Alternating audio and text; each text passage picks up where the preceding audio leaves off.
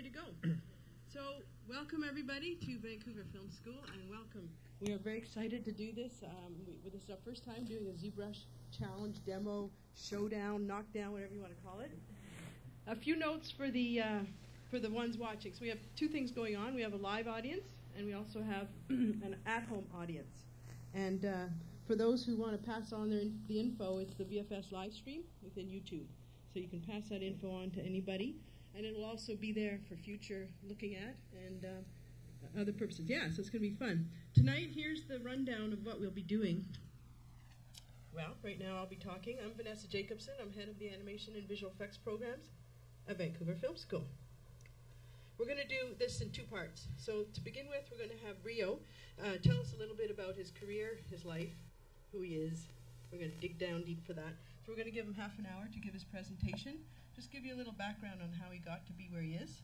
Followed by Jesse, who will do the same thing for the next 30 minutes. At that point, we're going to take a 15-minute break, so that's at 6 o'clock. And we'll continue on at 6:15 with the showdown, the smackdown. We've given them a few days' notice on what the theme is for today. So the theme is Western sci-fi. So they're going to create some art from scratch, or almost scratch, I'm not sure, at that point. And we're going to see how they do. And we're going to take Q&A while they work. So I encourage you to ask questions. I have chocolates. I have things to give you if you ask some questions. So we'd love to hear from you. Same with everybody online. So for you online folks, if you can just give me a minute here, bear with me, in-house audience. You can use the ZBrush Showdown Snapshot filter.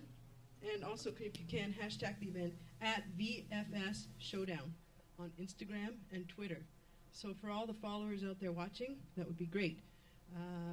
Really special thing today for the audiences, one for here and one for the live stream. We're going to be giving away a ZBrush license. So one in here, one online. For those watching online, the more you comment, we'll put your names in hats, and we'll pick one at the end of the evening or tomorrow, and we'll make sure that everybody knows who you are. So that's two ways to win. Yeah. There will be some special prizes for these guys as well. I want to thank Wacom, and I also want to thank ZBrush, Pixelogic, for helping us run this show. We're very excited. And I'll be talking with Casey Kwan. Where are you? I'm over here, Vanessa. Casey Kwan is our creative director for 3D and visual effects, and he's going to be my ham to my egg, or my egg to my ham, and we're going to have fun with you guys today. I'm the good-looking sidekick, just in case there's any confusion. There you go. At least you didn't wear your Yoda outfit. So, and then we'll have we'll decide the winner toward the end, and they too will receive some prizes. So, you know what? It's going to be a great night. I encourage you to ask lots of questions throughout the presentation. We'll have some facts for you. We'll have some trivia. We're going to encourage these guys to talk while they're performing during the second half. So, without further ado, let's get Ryo up here to talk to us.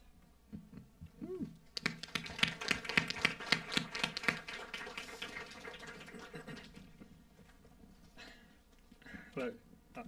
You're on. Okay. Hello. I'm Ryo. I'm representative of the Modeling Cafe Vancouver branch. Modeling Cafe is specialized modeling, and we based in Tokyo. And there are 32 people working right now. Besides the Modeling Cafe, we have a company called Animation Cafe. Animation Cafe specializes in motion and also digital compositing. And besides that, we have an office in Fukuoka, which is the west side of Japan. And there are 8 people working there too. We've worked on various Japanese video game, movies, and also anime. Video games such as Final Fantasy series, and movies such as new Japanese Godzilla movie, and anime such as Yu-Gi-Oh! Yeah, something like that. And yeah, we wanted to we expand to Vancouver this year, and we've been hiring animator and modeler at the moment. Remember that, guys. Okay. Okay. Thank you. Okay. So you're going to show some work? Oh, yeah. Yeah, Sorry okay. about that. Put the artist on the spot here. Just for maybe play the animation cafe reel first.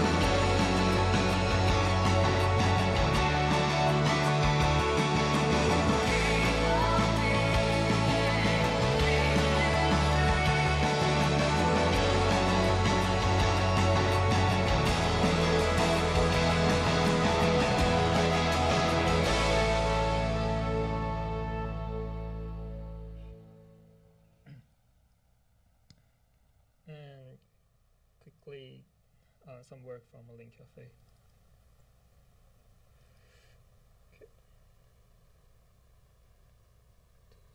Okay, that's my concept modeling work done in ZBrush, and this is production modeling work from a link cafe,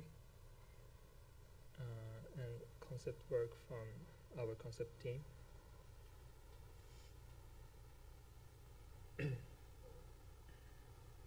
And this is another ZBrush work, which I created all in ZBrush. These two. Impressive. And this is a production modeling using Maya. And also, I wanted to show some of the work we've done for King's Grave, but I've been a bit worried about the sort of copyright thing. So, yeah, go watch the movie. I think it's showing in Vancouver soon or Coming soon. coming soon. We created a lot of characters and environments, and we worked so hard, like for a few How years. hard did you work? Yeah, for how long? Almost a year and a half. Some of the two of our stuff now was working last week.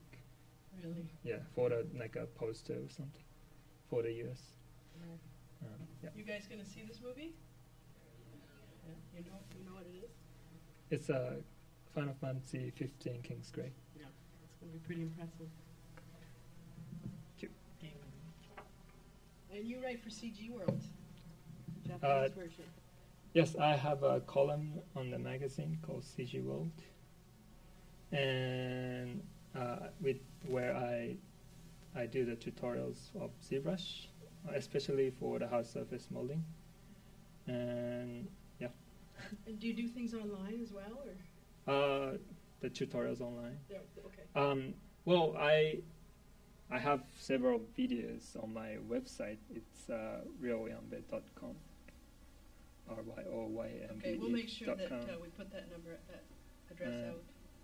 Yeah, and also the Wacom website.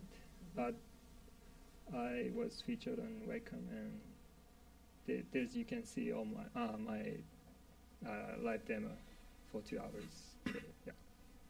So, yeah, go watch that on Wacom.com. Okay, and we'll make sure to get you out those links so you can have a look at some of the stuff he's been working on. Is there anything else you want to show? That's it, I think. So if you're interested working either in Tokyo or here, maybe after this, come visit our website and send us email. Okay, so we keep that in mind. we just started the new branch here, so we need a lot of people. And how big is the studio going to get? You have a sense? In here? Yes. We're still thinking, but start from the small team. So currently we have 4 people working, but expecting to be like probably 10 until the end of next year or something. But let's see how the project goes and stuff. Yeah. Right. And how long have you been doing digital sculpting? Since 2011, 2010, something like that. Like the day I started the CG, I started using ZBrush, I think. Okay. Also Maya. And were you always an artist? Did you always draw or like to create? Or?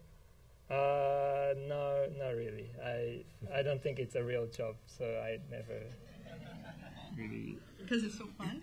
Yeah, I mean, I was a programmer, like when I was in the university, and I was building a website, and then I had a client doing the CG work for commercials back in Australia, and then like he told me about Maya and ZBrush, and so and the next end of the week I went to the computer shop and bought like i7 something and like a quadro video card sort of thing. So. And you've never looked back. Yes, I've been working very hard ever since. Very hard. That's Yeah. a normal thing in our industry, isn't it? Yeah. After I've seen CG as like a real job, or like art as a real job, then I work really hard. The modeling cafe in Japan, how many are working there? And are they going to expand as well? Modeling Cafe has 32 workers at the moment, and Animation Cafe has 40 people, so 72 in total. So might be not the exact figure, but Sure, yeah. sure. Yeah, we expanding. We moving to new locations in Tokyo. And yeah. Cool, that's exciting. And what kind of art do you like to do? What, if you could just do whatever you wanted. I've been interested in CG work. I mean, live action, like especially for the Hollywood. But like now, I sort of it's strange, but like I've been sort of interested in anime, like a Ghibli films and all that. They don't really do the CG stuff, but Right. yeah. Is there anything else you want these guys to know? I think your art will speak for itself, won't it? I hope. I think it will. arrived here a few days ago, day before yesterday. So Yes. yeah, I was feeling. I couldn't walk in straight yesterday, but today I'm feeling better. Feeling a better? lot. You can So see how it goes. Otherwise, we'll have to get someone out from up there to come up. He Okay. just got off a plane yesterday from Japan. Came in for his so tech check. it's back and forth all the time. So. Yeah. Well, good. Well, we're happy to have you in Vancouver. Thank you. Big hand for Ryo.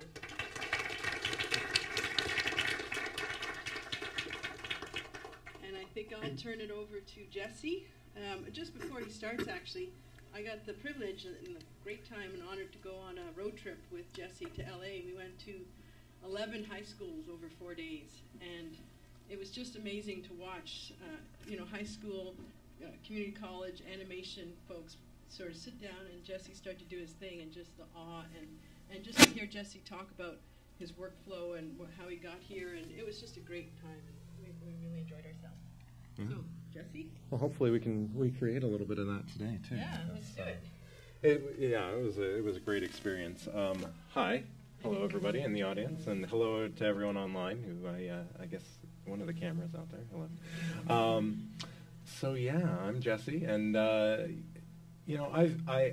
I've been working primarily through VFS for the better part of the last 10 or 12, maybe even 13 years now. I think I graduated from VFS as an animation student. Actually, I found my passion's always kind of been dealing with more of the storytelling aspects of things, and I really enjoyed animating and bringing a short film together.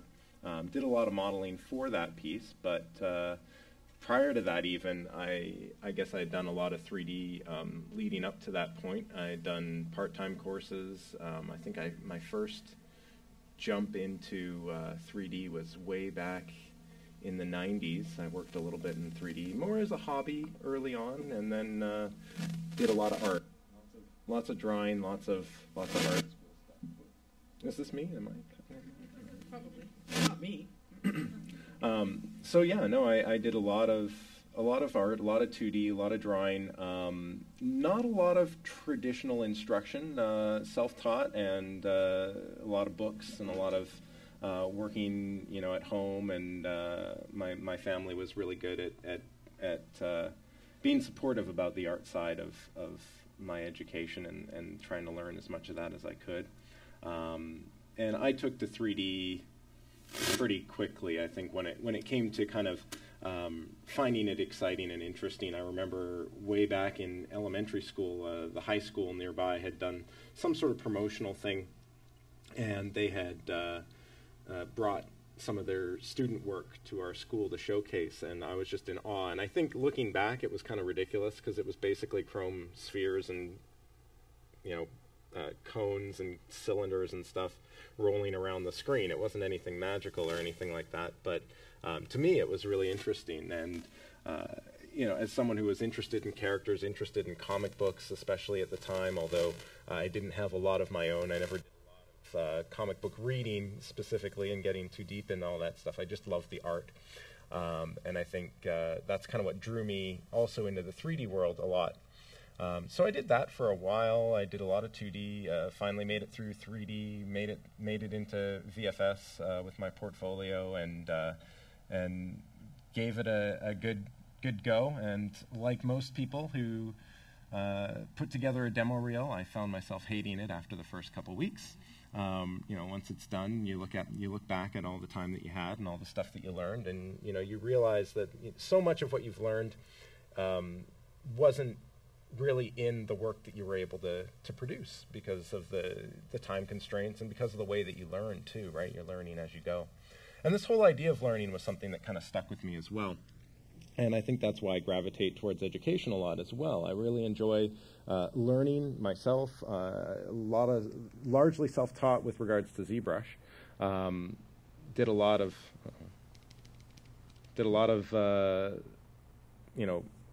I guess, looking at the resources that were available online at the time. Wasn't as robust as what you can find today, mind you, even, but still great resources out there for picking up the basics. And with the 3D foundation that I had from VFS, I was able to really build into that. And of course, I got to see a lot of really skilled artists coming through VFS regularly as well, and got to learn a lot from their experiences and past and through VFS too.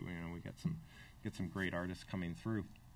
Lots to learn. So I picked that up, and I moved from doing a lot of work in more traditional 3D tools like Maya and Softimage, where I kind of found where I sort of started out, but I really took to ZBrush like crazy once I got into it, and it was something that I just couldn't put down.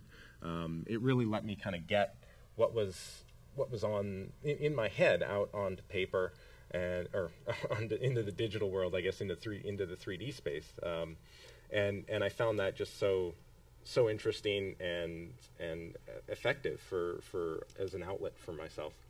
And as I learned more and more, I found that I understood it well enough more and more to teach it, and that's kind of how I got to where I am now, I guess. Really, I did a lot of it on the side, did a lot of practice, did a lot of learning, and I can't put it down now. It's too fun. It's too exciting, and I'm always learning new things. I'm really excited to have Ryo here because I'm really curious to see how he creates some of that crazy hard surface stuff and gets those details in there and builds all those cool characters, and I'm excited to learn as well. Jesse, are you able to show some of your work? I most certainly can. Yeah, So I've got a few. I've got a few past things. Let's see. Actually, I got something that I did a little bit recently. Speaking of learning and experimentation, I've been experimenting with fur and hair a lot. I don't think I'll have an opportunity to get into that today, but sitting down and utilizing ZBrush like a sketchbook, right? Utilizing it as a way to get ideas out on paper is something that I find really interesting. And I just, this was a day. I sat down, threw it together, experimented with a lot of the different hair tools and the coloring tools and the painting tools. I iterated a bunch of different hair colors just to play around and see what I could find with it. And it was just a lot of fun to sit down and play with this one. And I just wanted to share that just because it was, again, kind of a look at thinking of ZBrush not as just a tool to produce final artwork, but just as a way to experiment, treat it, almost treating it a lot like a sketchbook as well. For those of you that are familiar with any of the live stream stuff that I do, I'm pretty flaky with regards to a specific schedule, but when I'm feeling up for it and I've got the time, I tend to sit down in front of my computer at home and work on this model that I've been going on long term. This one's definitely going to be a little slower and harder to show on this laptop here. I seem to be using a lot of the power from my desktop machine, and I loaded it up here earlier today, and it was a little slow, but hopefully it'll be good enough to showcase some of the work that I've got going at the moment. Any minute now. We've already got a challenge for you, Jesse, from online. Yeah. Gabriel says, whenever you want, choose a character and said, adieu, I challenge you. All right. Someone's throwing in. It's on. It's on.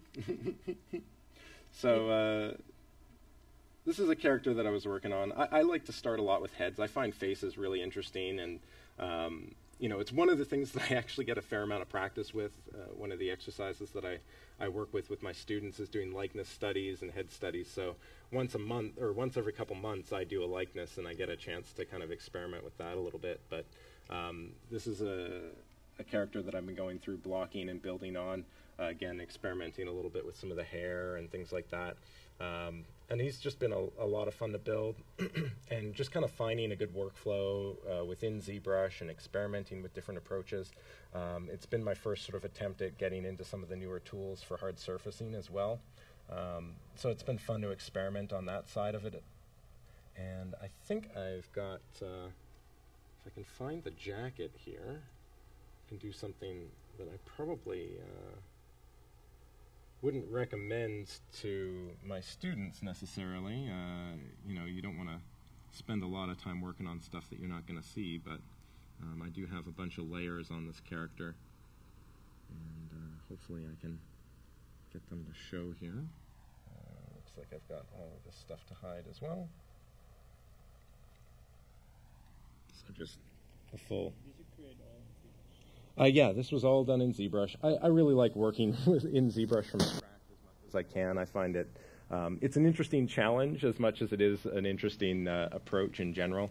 But I like finding interesting ways to problem solve and work around the challenges. Yeah.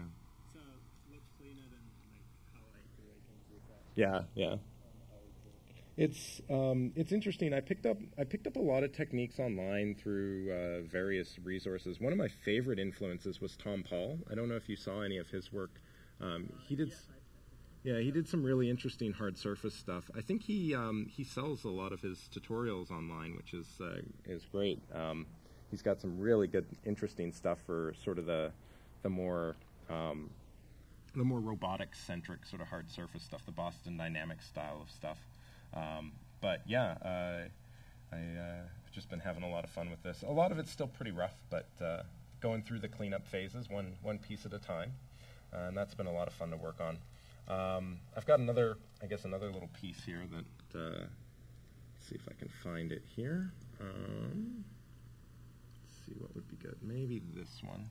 You also work online, Jesse, right? You do a live stream? Yeah, I do a live stream. No set schedule, usually when I find the time and I'm feeling up to it, but this is the character that I've been working on with this. I had a little bit of a break a couple weeks ago, maybe 3 weeks ago, I think I went on vacation. And I took some of that time as well to do some live streaming, and I actually had a lot of fun with that too. One of the things that I enjoyed doing there was just kind of going in and really playing around with the idea of using ZBrush as a sketchbook and kind of using it as a way to go through my day. So I kind of started off with a little speed sculpt in the morning, and then worked, migrated my way into working on more of my final my actual project a little later on, and then kind of picking a subject and an area to focus on, and just kind of going through that. And then one day I'd took the whole day and just did an anatomy study. But yeah, that was a lot of fun to kind of just. Do you guys know who that is? Did you already say? Yeah, Right. yeah. He's missing his facial hair, but I had a lot of fun putting this character together. Started out just as a head, again, one of those likeness studies from the assignments and all that good stuff. But I just had to flesh him out a lot more. I was a huge fan of the show, and I just couldn't get enough of this character, so I had to sculpt him. Missing some of the facial hair still, but and need some refinement still, but a lot of fun to build. And of course, Frank Zhang's amazing Walter White sculpt popped up just while I was in the middle of doing this one, and that was quite the awesome yet sort of crushing blow for me at the same time. It was like, someone else did it really, really well. Frank Zhang, amazing artist from Naughty Dog as well, does great work, just amazing work. One of the artists, one of many that I tend to reference a lot.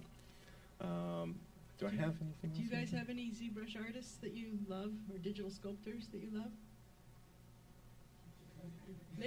Yell it out. Oh no!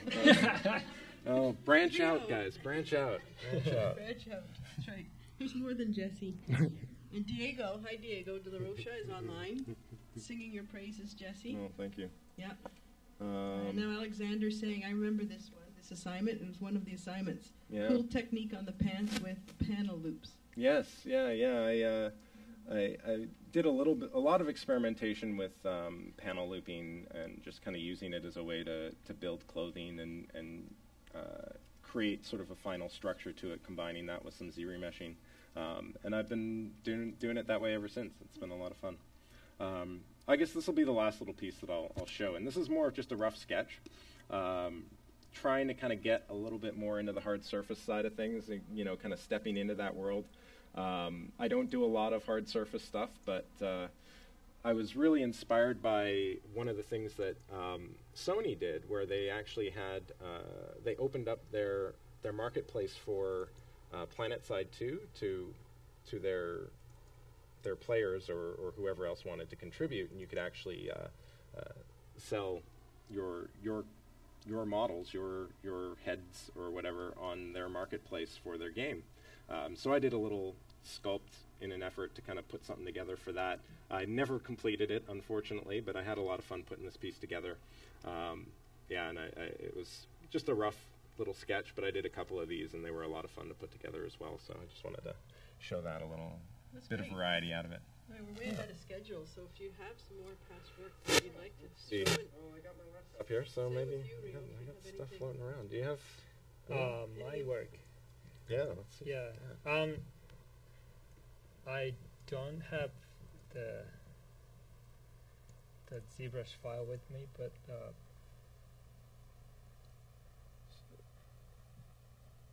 We're going to see what's going on there. Oh, we plug them in. That would be a good thing. We'll probably end up, just for the live streaming folks out there, we'll probably end up taking the break at 5:45 and getting the showdown underway at 6. So we're a little bit ahead of schedule, which is, I think, great, because I think the best is yet to come. But just so you know, we'll probably get started at 6 o'clock for the showdown. I have a question I want to pose. Would this be a good time? Yes, and also anyone out there, put your hand up when you have a question. So I've been watching Jesse for a long time, working with ZBrush and watching the evolution of the tool. And I think, originally when it was introduced, it was a lot of character sculpting, a lot of high detail work. And I'm curious to know, where we're at now. Where does ZBrush fit into the pipeline? You kind of mentioned it, Jesse. You use it as a sketch pad. And I'm seeing, people in the art department sculpting concepts. And then I see people on the modeling department on the back end taking stuff that's modeled in Maya or whatever and adding detail because ZBrush is so good at that. So I'm just kind of curious, what your thoughts are in terms of where the tool is going, because I'm seeing hard surface now, I'm seeing environments, and it used to be a strictly character tool. What's your thoughts on that, you guys? At the modeling cafe, it's still the tool for the characters, especially, and also for the environment, but like a rock and all those, like not the super, like sort of flat surface kind of things. Still like organic even for the environment. Yeah. Cool. Yeah, I'm definitely seeing it used more and more from design perspectives, especially like you said, right? I'm really excited to that side of it. I remember seeing some of the work that Jelmer Boskma did on Warm Bodies for sketching out some of the really skinny zombie characters. I think they were called the skinny zombies, and a lot of that was designed or blocked, kind of sketched up in ZBrush. I'm not sure if there was a lot of concept done before that stage, but I think you're seeing a lot of that sort of transition where, some of the modelers that are finding themselves in a really good spot with tools like ZBrush are starting to blur those lines a lot more with regards to getting their art into this process. I think, and you're seeing that across. I think in the last 15 years that I've been doing this, you see that across the board, right? I remember. And I mention this a lot to the students as well when Pixar did Incredibles and Brad Bird brought his 2D artists, his team on to work with the animation team on the Incredibles, and I think that was an interesting bridge where we were starting to see the tools in 3D getting more and more artist friendly, less and less technical. And on the modeling side, ZBrush has been that tool for me, at least, right? Where we're seeing, the artistry becoming far more important than the technical aspects and the structure of it. And the requirements for a lot of that stuff are changing as well. I mean, looking at some of the modern generation video game work, the poly counts are much higher. There's less need to kind of optimize that at least in the same way that you used to. So I'm seeing those lines blur a lot. I think from as a design tool, it's branching out more and more as well into hard surface, and Pixelogic is one of those studios that seems to be innovating pretty quickly in terms of trying to get tools out there and change the way that people think about modeling, and I find that really interests me. I think it's a lot of fun to play around with what they've given us, the tools that they've given us. I don't know if that really answers your question. That was a pretty good answer. Yeah, I said mostly the production teams were using it for the organics, but myself, I kind of forgot myself. Like I've been using quite a lot for the hard surface designing, and also I've done quite a bit of lecture for automobile company in Japan, and they try to intake the ZBrush workflow into their design work, and so it's not only for the entertainment, but also the what is it? How do you call it? Like industrial design side. Also use ZBrush. Wow. Also, but currently, it's quite hard to produce very clean surface kind of design, like because they look at the surface very very carefully. I mean, a little bit of like wonkiness is going to be a lot matter in the automobile design. So ZBrush isn't very good at controlling those wonkiness compared to CAD software, but I think it's a matter of time, and eventually people start using ZBrush like how they use a real clay for the designing of. Yeah. I can't wait till they have the VR version. That'd be fun. That'd be a lot of fun. Do you guys have any questions? There's a question.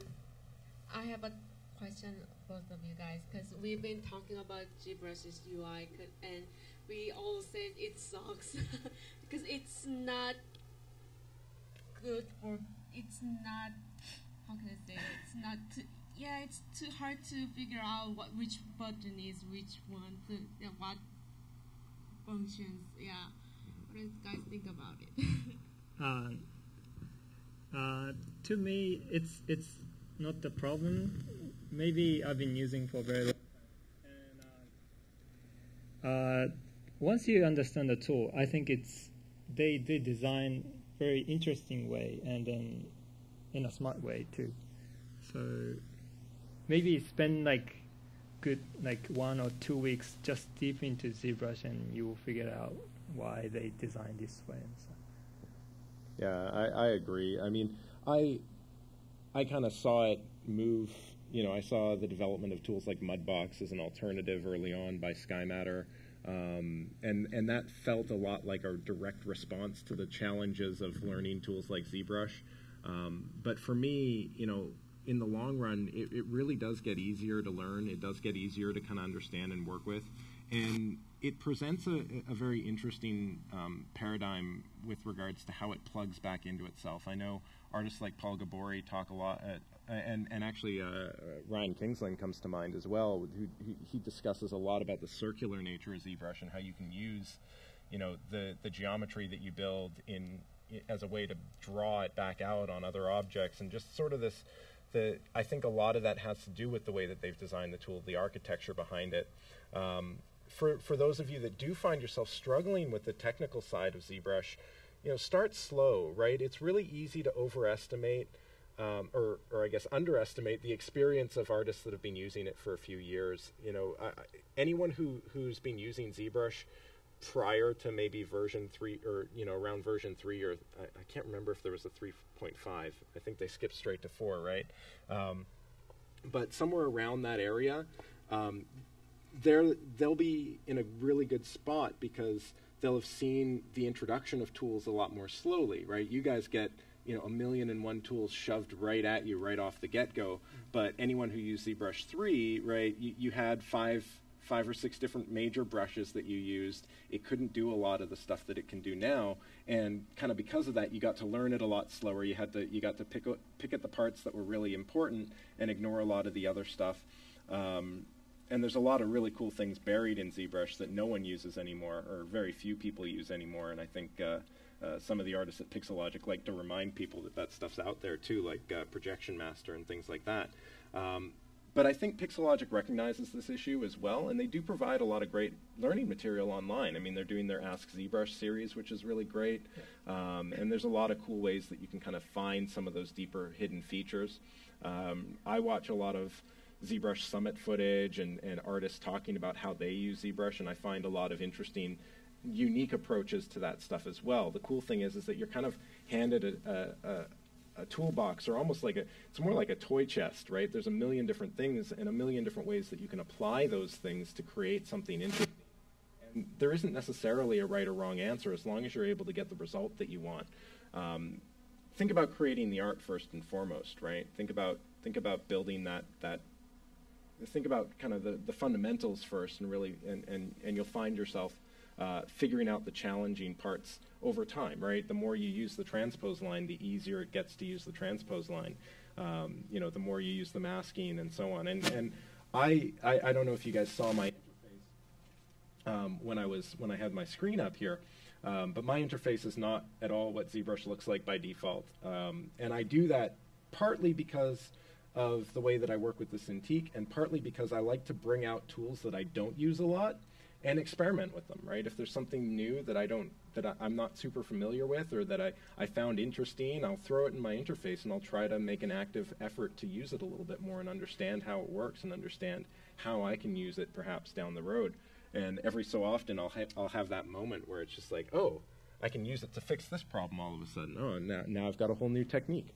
And ZBrush is filled with bits like that and moments like that where you can kind of really dive deep. And you know, it's in a lot of ways it's all the madness of a tool like Maya, where you've got this broad stroke. You can do all these different things in a tool set like Maya, you know, from animation to particles and stuff. But it goes that deep just in the modeling side, and that's really, really cool to me.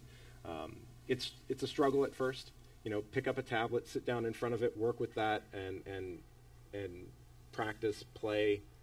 You know, try not to get too stressed out about it, and it gets better and better, for sure. Do you think there's still a space and time for fundamental sculpting? Oh yeah, no. I mean, if you get the opportunity to pick up and work with clay, do it. You know, it's a great experience, and you know, same thing with drawing in 2D too, right? Sketch and draw. Those tool sets lack some of the awesome features of tools like ZBrush, where you can do things like undo and get symmetry for free. But at the same time, it doesn't crash. It doesn't break. You don't have to worry about hitting save all the time, right? That physical nature of it, those fundamentals, and it's fast, right? Drawing and sculpting can be a much faster experience. It's a great way to learn those foundation skills that are going to apply directly to everything you do, whether it's ZBrush or just modeling in general, right? You know, whether you're modeling environments, modeling characters, modeling in Maya, modeling in ZBrush, modeling in Max, it's all going to be your ability to visualize that stuff. And that can be learned in a lot of different places, but, you know, 2D and classical or traditional sculpting techniques are a really great way to do that. Really, you know, it's very visual. We've got about 5 minutes left before we take our break. I have an online comment from one of our alumni. Woohoo! Feels like eons ago since I last sat in Jesse's class. Great to see your sculpts, Jesse.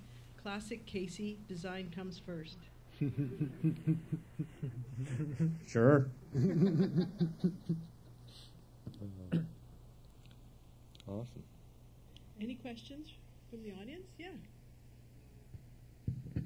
My question is about the Godzilla movie. Yep. How was the process of creating the new design for the new Godzilla? For the design process, we didn't model the Godzilla. We model a lot of like tanks and helicopters and all those hard surface modeling. I heard like the director Anno Hideaki, he did the concept, and then Takayuki Takea, he's like an awesome sculptor using clay. He did the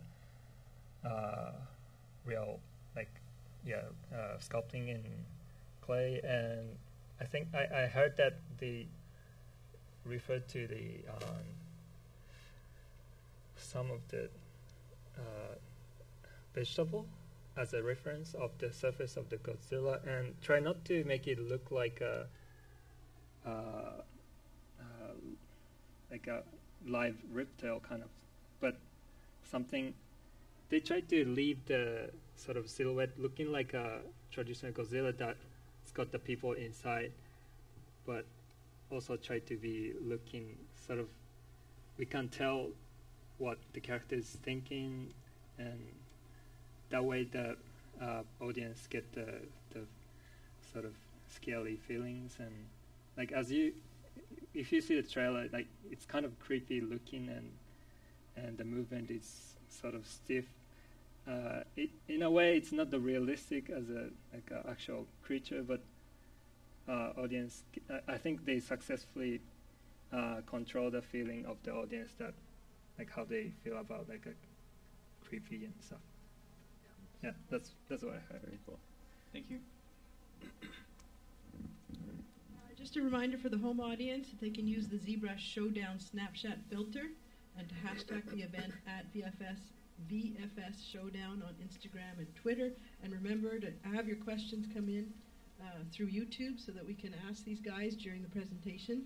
I think unless there's more questions here, we'll take a 15-minute break, and we'll start the showdown at 6 o'clock. Awesome. Yep. Okay, thank you. Great.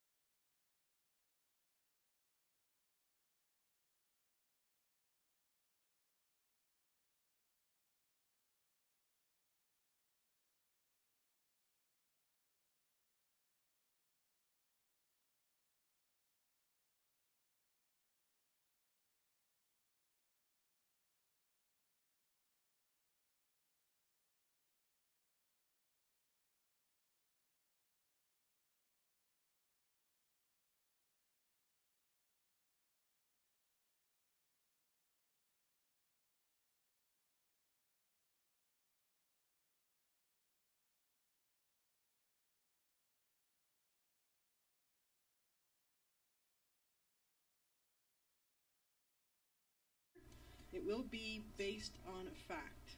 So it'll be a trivia type question that hopefully maybe only one person will get the answer. We'll figure it out as we go along. Are they allowed to Google it?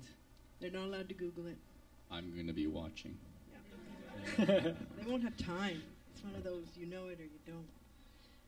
Remember, keeping in mind now, it's the Western sci-fi theme. We're back online outside in the world there, so welcome back. Keep in mind to keep your comments coming and your questions. So when is it starting? Now. They're both going to start with a sphere, I think, aren't they? Yep. Okay. So from their sphere, they have about an hour and 15 minutes to create something under the theme of Western sci-fi. Are you guys ready? I think so. All right. I think I want to see the balls up there. All right. Show us your balls, gentlemen. Yeah, I knew that was coming. It's like I set them up, isn't it? Okay, 10, 9, 8, 7, 6, 5, 4, 3, 2, 1, have fun. Go. So while they do this, I want you guys to ask questions. You can yell them out or put your hand up. I'll be looking for questions on here. We'll be talking about Pixelogic. We'll be talking about ZBrush licenses as well because they've been a great supporter of this event. And Wacom, obviously, they're what these guys work on. We'll talk some more about that. And then VFS in general. We really, want to promote the art side of things. We're not sort of, a sales team or anything. When we went to LA, we loved it because it was not about, sort of marketing the program or any of that. But this speaks for itself, and it's just such a great thing to be part of. So I really get excited by doing this stuff.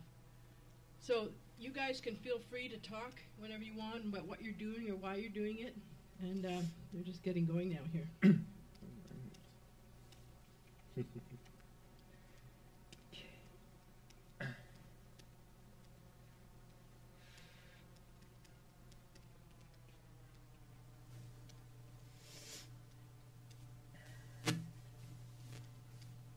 Yep, question, Frankie?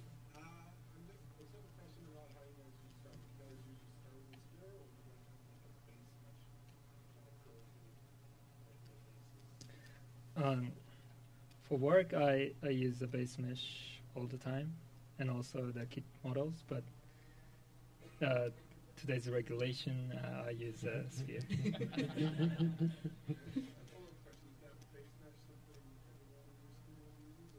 Yeah, the default, like for example, like those ones.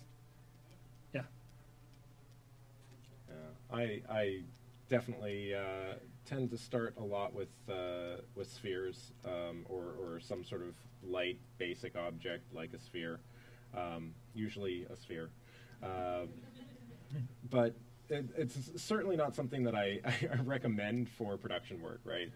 It's definitely going to be a lot faster to get started on a base geo, especially if you're doing something that's relatively common, like a human, right? If you're doing a character or something like that, I would say there's very little reason not to in a lot of cases. But I really like the freedom that I get from the Dynamesh. So when I'm playing around with design or I'm just kind of blocking stuff out on my own, I really like to work with a basic object like a sphere instead and just kind of go with it and see what happens. Jesse, are you blocking in muscles? A little bit, just because I kind of have an idea of what I want that to be. I do, again, I'm kind of playing to my strengths here with a lot of the character stuff.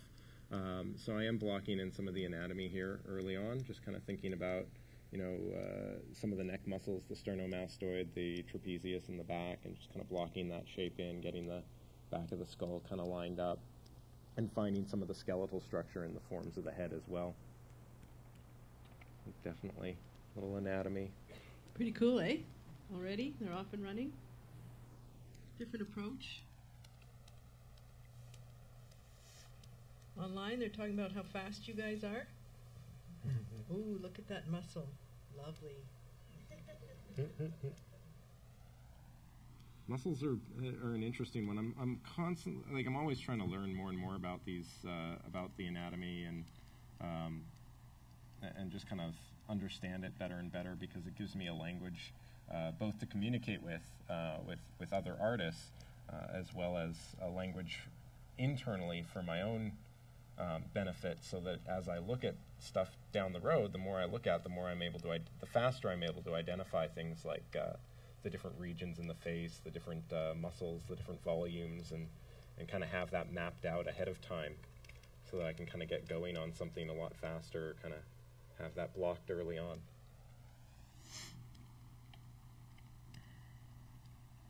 Gabriel online is saying that, Jesse, you're using my custom interface. Is that his? I don't know. Interesting. My UI is something that seems to come up a lot. I talk about it a bit on my live stream as well. If this looks familiar, it certainly isn't on purpose. I don't mean to have ripped anyone else's UI off, but when I first started playing with the interface inside of ZBrush, a friend of mine and a VFS grad as well, Connor Woodard, I think he had picked this tip up from someone else at some point as well, so I'm not sure where he got the information from. But the suggestion was to simply add the Enable Customize button and the Store Config button to the interface, so that I could just add stuff as I needed it. So anytime I come across a tool that I'm using on a regular basis, I'd add it into my UI and just kind of play around with that until I got what I, kind of found the structure that I wanted and the layout that I wanted. So it's a little odd. I don't get to use this all that often, because when I teach, I use vanilla ZBrush, mostly for the students' benefit. I think it would be a little confusing if I spent a lot of time using a custom interface, because then I'd spend a lot of time explaining where to find the actual tools. But it's definitely, it's really nice to have a custom interface set up once you kind of get more and more into it. You don't need it, though, either, right? You certainly don't need it to make great stuff. ZBrush has a really nice layout. Casey, another comment directed toward you. I like Casey's questions, always keeping us in line. That's why they pay me the big bucks, apparently. So one of these guys was a hyper yo-yo professional at the age of 10. Which one do you think it is? They're all saying Ryo. Why Ryo?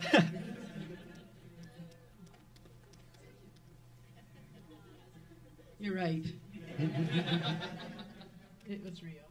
No, it was me. No, it wasn't me. Yeah. I have more little facts like that to come. Do you guys have always used Wacom products, or could you use any kind of tablets? I don't know that much about it. I've always used a Wacom tablet myself. I started on an Intuos 2, and honestly, I don't, aside from shifting the Cintiq, I haven't seen, at least in tools like ZBrush, a huge advantage to going, getting a lot of the extra features. But the Cintiq has been a great tool to work with in ZBrush especially. But, I think a tablet in general is a great start point for ZBrush as a whole. It's almost required.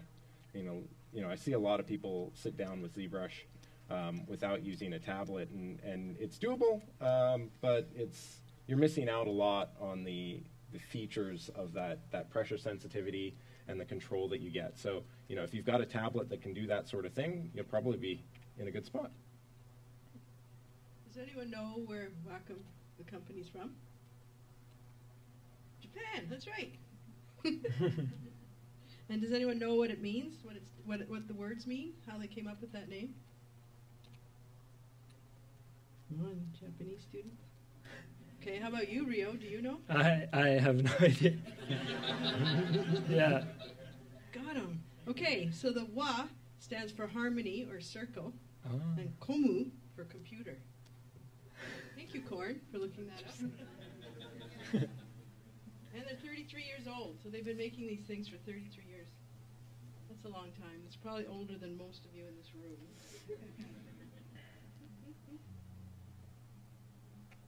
We use Cintiqs in our concept art program, so we started a new program last year, I guess. It's doing really well. Casey and Colin were the masterminds behind it, and it was like Christmas when 48 or 68 Cintiqs showed up. Great big ones.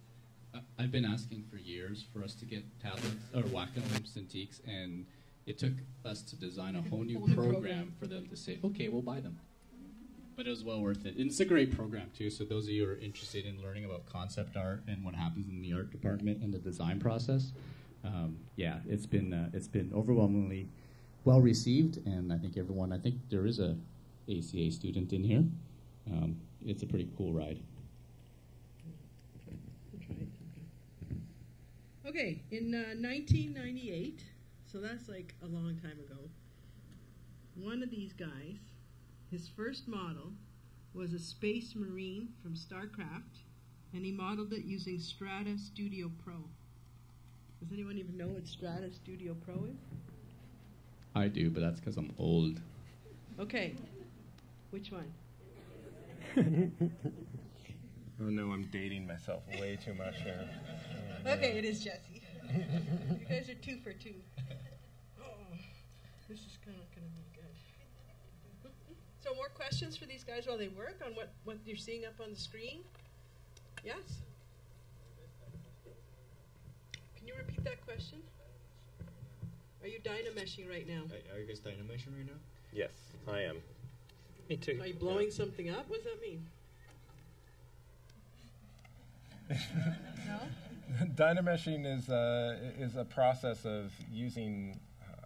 I think probably an official Pixelogic guy might hang me for this, but they probably have a better explanation than I do. But it's basically a way to rebuild the mesh on the geometry dynamically as you work. So anytime I make a major change to the mesh, I can rebuild the structure of that mesh to make it easier to work with. It's one of my favorite things about ZBrush, I think, is the Dynamesh tools. I'm curious what you guys have up on your laptops for reference. So this is sci-fi Western mashup. So what are you guys looking at over there? I am looking at the face of the insects, especially mantis. Nice. I've got some turtle reference up and a lot of Western and hard surface stuff up on my screen as well, actually. Random little bits and pieces floating around. See how I fit that in there, guys? Research. Eh?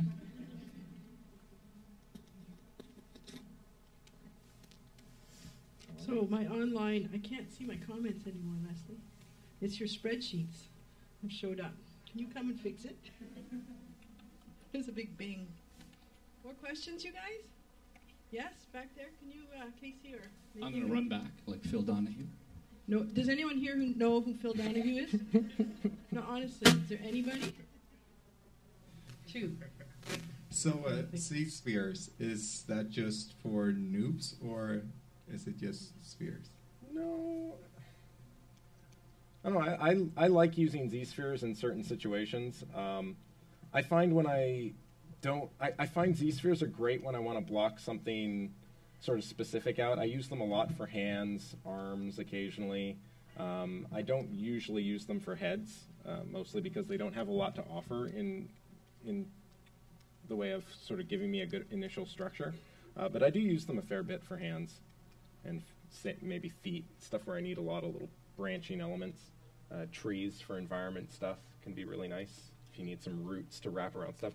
Z-spheres can actually snap to the surface of other objects. So I really like that, you can kind of just go in there and snap it around and attach it to things, basically, and build really neat stuff that way. Yeah, I don't use Z-spheres? Z-spheres. I used to use it before they put the feature of Dynamesh. Yeah. Yeah, but as he said, for the branches of the trees and for those, like, for the kind of silhouette, I think it's great function to use even now. Ryo, are you using, and both of you, but Ryo, are you using any kind of reference for the design currently, or are you just using experience, or what's your usual method to attack something? I look at like a real, like animals or insects or like product design. Try not to see other people's work, and I try to stay. I try to think of the anatomy quite a lot, so that I can make the design more believable.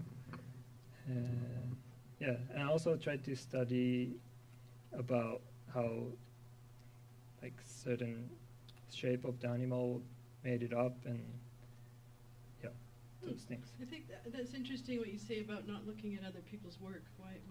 Why is that? Do you think that? Especially, I do the design, and I try to make it as unique as possible. So I think if I look up too much of other people's work, I'll be influenced quite a lot. So is that true for you, Jesse, as well? Or? Yeah, I find inspiration in a lot of other artists' work, but when it kind of comes to design, it is nice to break away from that a lot.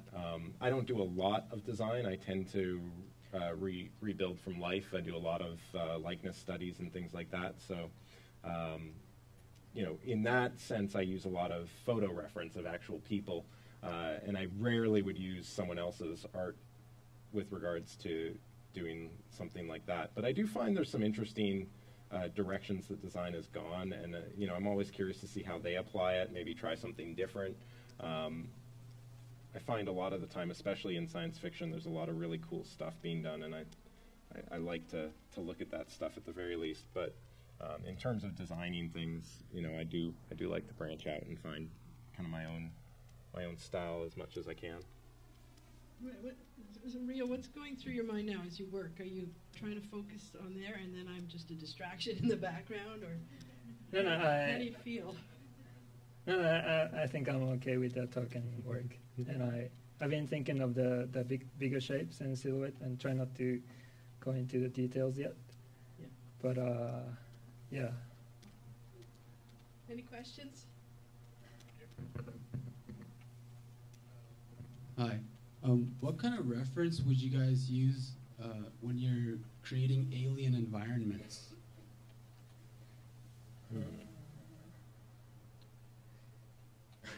What about you, Jesse? Alien environments, that's tricky. I can't say that I've done a lot of alien environments specifically. I imagine looking at a lot of strange, flora and fauna reference, like stuff that you don't see that often, at least locally, and seeing how it kind of is, how it works, how it's what are the visual elements that are interesting, what are the interesting shapes, and trying to pull from that into something a little different than that, I guess, or maybe even mixing something not in plant-centric, or maybe it's something more animal-like with something plant-like, or something like that. A lot of my approach early on when I'm experimenting with design is to kind of go through a process of merging different ideas together, mashing different ideas up.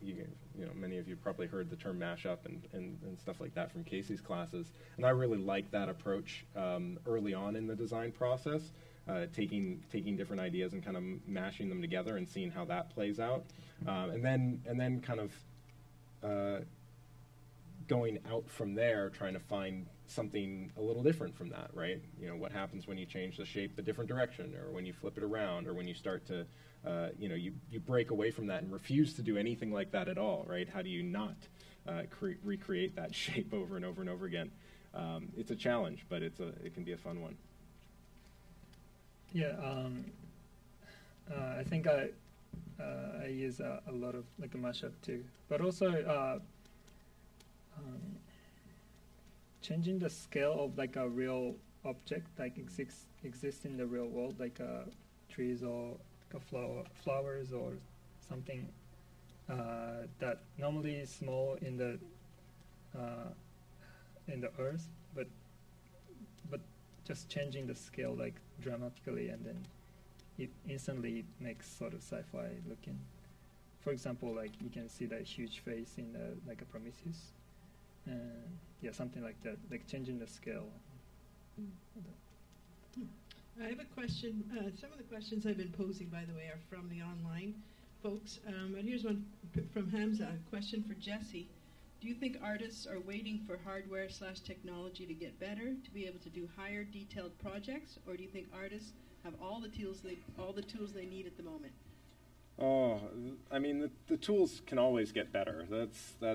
that's a trap though too, right? I mean, if you're waiting, you're never going to get anything done.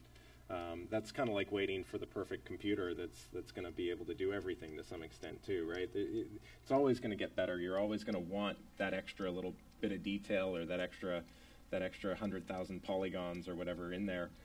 I find a lot of the challenge artistically is working within the limitations that you have. How do you problem solve? How do you find a solution to that problem that you're running into where, you know, maybe you can't get that detail in there. Maybe there's a better way, or maybe there's a way that you can get it to work at the distance that you need it to work at instead of like microscopically and stuff like that.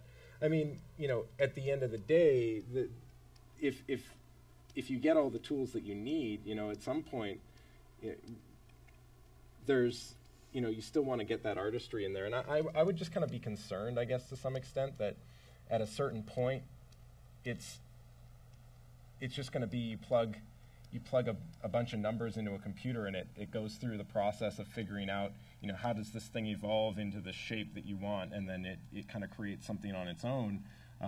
You know, maybe it's basically a computer simulating life from scratch or something like that would be interesting, but at the same time, it's not really that artistic either. I'm more curious about what I can do now.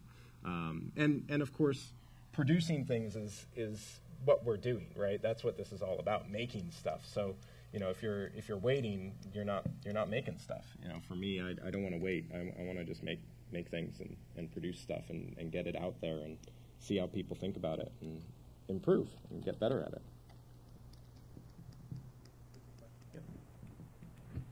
I have a question. So, in regards to your challenges and whatnot, what are both of your, you know, the most challenging piece of work you've ever done, or like the most challenging thing you've ever faced while, you know, doing ZBrush? I had to create, for the commercial work, I had to create something looking like the Chappie, the movie character, and I had to create a concept model within a week, and that was very challenging. But because ZBrush is kind of the tool that you can almost ignore the polygons, I don't think, I mean, maybe you could do that in 3D code, but yeah, only those like a sculpting tool could pull off this kind of amount of work in this short amount of time. Yeah, that was challenging. Here's another question from Lou, both of you. What is your ideal desktop for working fast without worrying of ZBrush crashing? Without ZBrush crashing. Work light.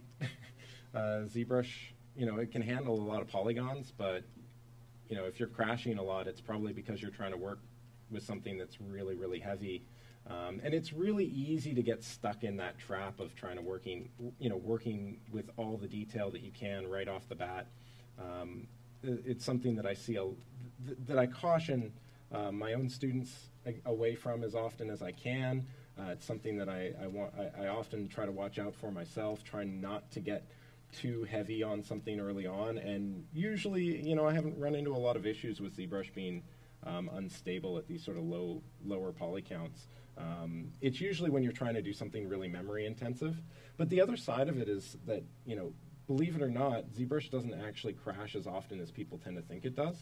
And of course, you know, your own experiences will vary, but to me, a lot of the time, you leave ZBrush to think for a little while, and it'll come back, right? Even if it says it's crashed or, you know, it's not responding or whatever. Windows doesn't know if ZBrush is actually doing something or not. So a lot of the time, it's just, it hasn't crashed. It's just thinking, and it's doing something really memory intensive, like reprojecting, you know, a 2 million poly mesh back onto your original geo or something like that. And getting used to which tools cause those problems can really be a useful thing to consider as well, right? What process do you keep doing that causes it to crash, and can you find another way around that? Can you find a way to avoid using that, or another, you know, better understand why it does that, so that you can better adapt? Ryo, do you have anything to add to that, or? Yeah, when the Windows say like it's it's not responding, and then the screen turned to sort of grayed. People tend to sort of shut down the program, but it actually comes back quite often, most of the time actually. Yeah. So yeah, try not to close ZBrush. Yeah. Okay, more artist trivia, and then we'll get that question over there. Ready? Who was in a kids' circus group where they juggled, they did trampoline, among other things? Who was in the circus when they were young? It's too obvious, isn't it? I could have fooled them for a moment. Okay, it's Jesse. Okay, so let's get your question. So, is referring to the last question, ZBrush doesn't crash as much, but sometimes you have to wait at least a minute or something to recalculate stuff. So, I think Ryo was dividing the meshes in different layers to optimize that, right? Optimize. Well, I want to ask first, why did you put everything into different layers? And if it's for optimization, do you do anything else to optimize since you're working on a laptop or something? Using a lot of subtool, you mean? It's just easier for me to work with, and I try not to go up into higher poly counts. I try to less than million each parts. Maybe I'll go higher than a million for the faces, but so that way it doesn't crash, but it definitely gets the ZBrush slower. So, and I kind of lose a flow of my work. So, in order to make the process more fun, I try not to go higher in the poly count. Is that answering the question? Yeah. Sorry. Yeah, well, I was asking more about besides the poly count. Poly count. Okay. Other stuff to optimize so that you don't have to wait for ZBrush with the poly count. Does answer the question. Yeah, definitely it makes it slower. So as you can see, I've been using 500,000 polygons for now, and it's quite low for the ZBrush. Even like 20 million, it still works, but definitely make it slower. It doesn't matter I've been using the laptop or desktop. I try to be low as possible, like all the time. I have an online question. Maybe Jesse can tack this one. Do you work with character designers collaboratively? I guess, or Ryo. Or modeling is about converting the exact 2D concept in 3D. So I'll just repeat that because I jumbled it. Do you work with character designers collaboratively, or modeling is about converting the exact 2D concept in 3D? For the work, yes. We converting the 2D work to 3D, and we Sorry. Okay, that's good.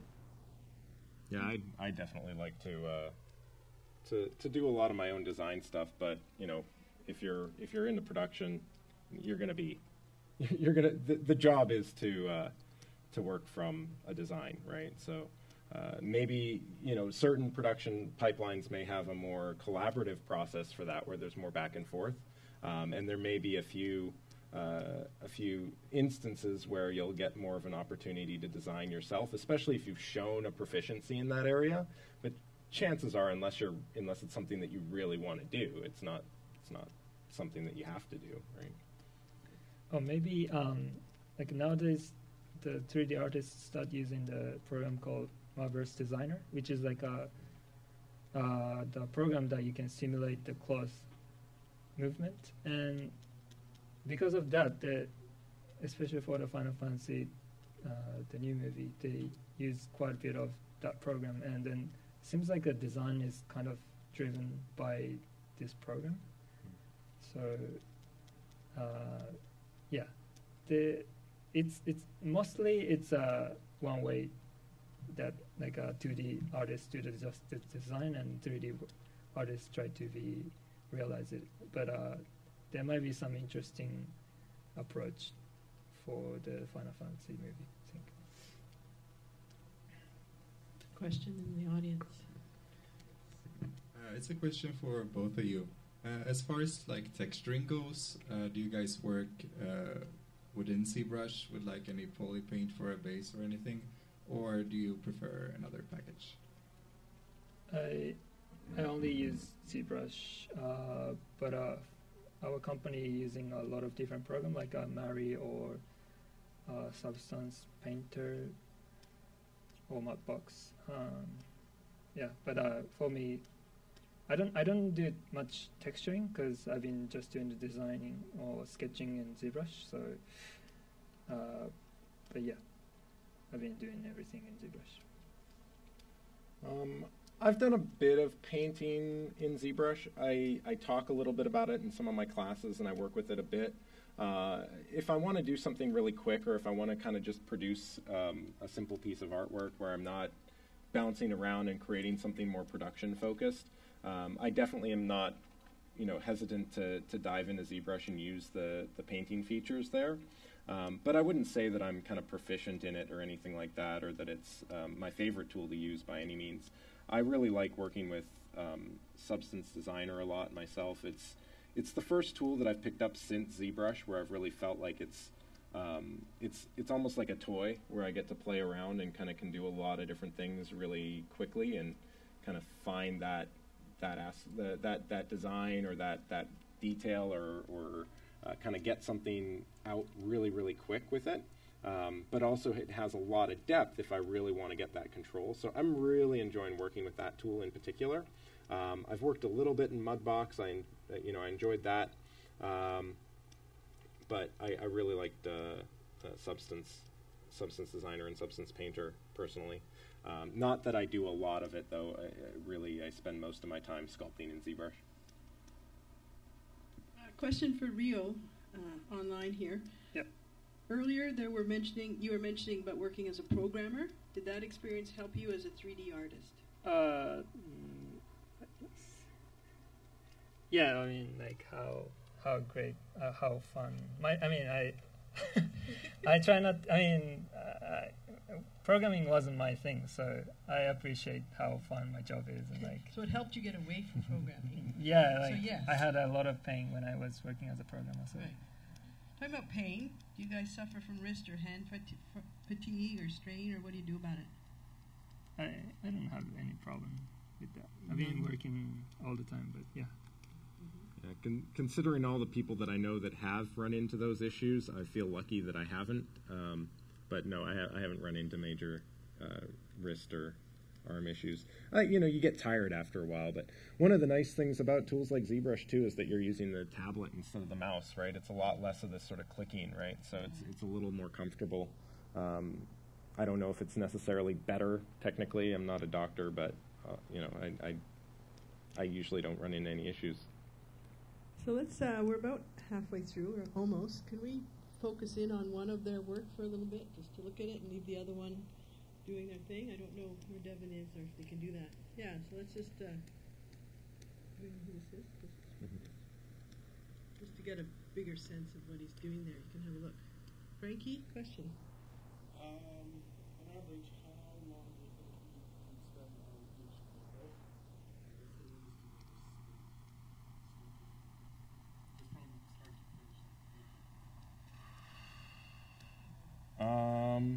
I usually don't finish a lot of stuff. Time is rather abstract. No, it's a tricky one because for me at least, I find I spend for the likeness studies that I do for class maybe 8 hours. Maybe a day's worth of work over 3 weeks, over 3 classes. So, I don't get a lot of time in on that sort of stuff. On the other hand, on my personal projects, the Walter White model, it's still not finished up to the standards that I'd like it to be. And, yeah, that I started 4 or 5 years ago, maybe even longer now. But realistically, it's maybe a month's worth of work, right? It's not, I sit down for a half hour or an hour or two once every couple months. You don't get a lot done in that time. So it's a tricky one for me to answer, unfortunately. But I would say I wouldn't expect to work on a model for more than a few months to really get it to a nice, complete level if I was working full-time on it. To me, probably 2 weeks maximum. And for the work, I probably spend normally a day or three days. No, definitely less than a week, because no matter how I clean how I create the model in the clean shape, that the modeling team is gonna retop and even cleaner, even better. So yeah, the only important thing is silhouette and the bigger shapes. So yeah, I think for a lot of artists, they don't want to give anything up if they could. But obviously, in a studio, it gets ripped out of your hand, whatever time. So you have to kind of let it go. I'm just curious, Ryo, what's a working day like in Japan? How many hours is a typical work? Okay.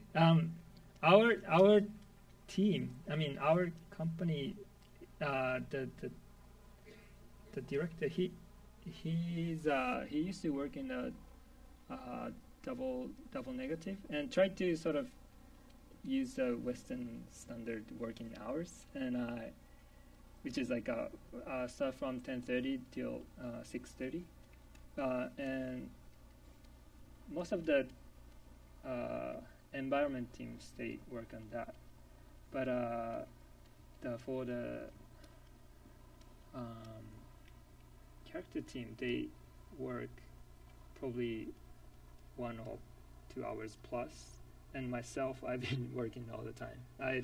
I ignore all the regulation from the company. I just I want to get better, like faster. So yeah, sometimes I'll work like 15 hours, 16 hours. But for the work, I work 8 or 9.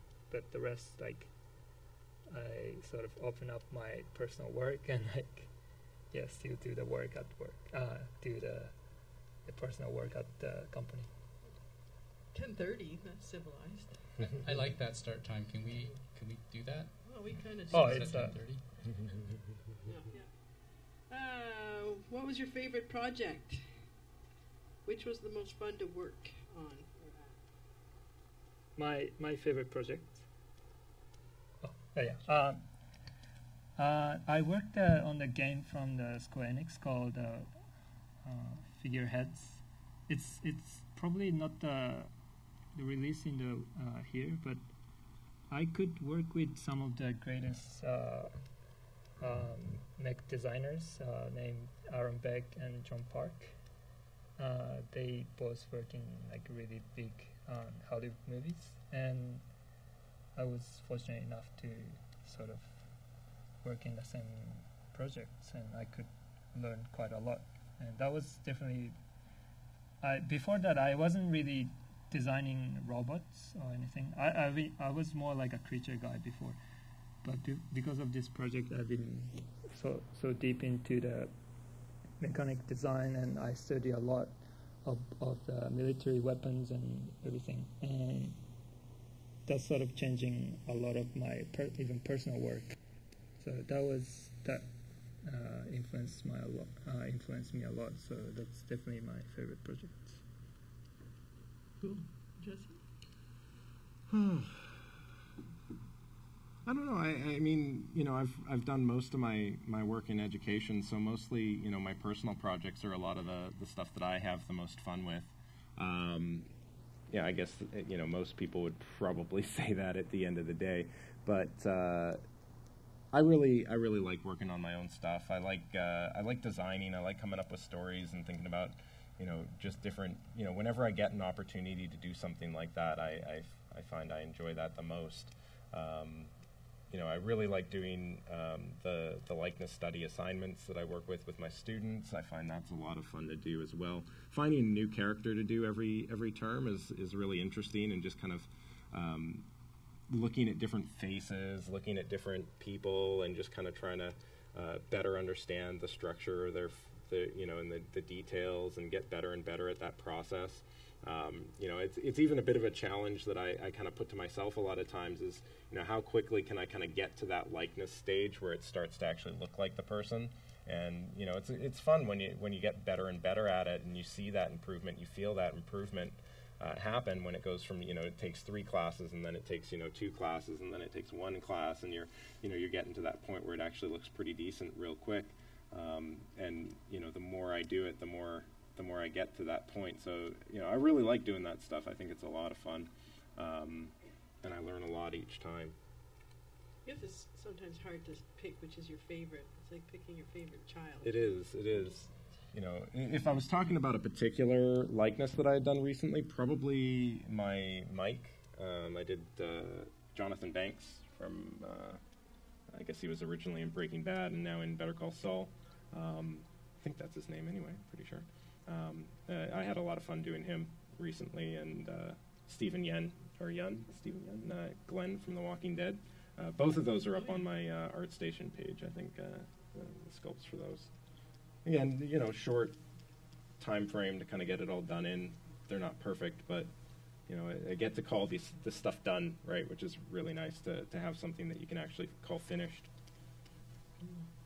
Ryo, is your work featured on ArtStation as well? Do you have I have an account on ArtStation. Yeah.